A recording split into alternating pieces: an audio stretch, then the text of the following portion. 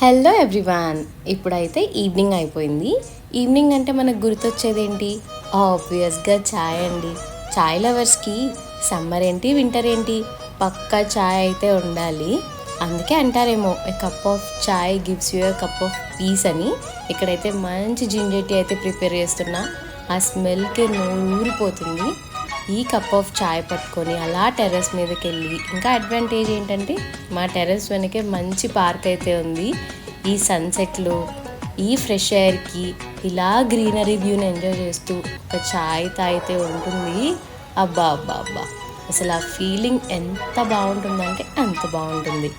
ఇలా మంచిగా view enjoy చేస్తూ ఇలా కప్ ఆఫ్ టీ అయితే నేను ప్రశాంతంగా తాగిస్తున్నా. ఇక్కడైతే కొంతమంది వాకింగ్ చేస్తున్నారు. సో వాళ్ళని చూసి కొంచెం మోటివేట్ అయ్యి నేను కూడా ఒక 10 minutes వాక్ అయితే చేసేసా. That's it for the video. Thank you guys. Bye. Subscribe to my channel Geetha's.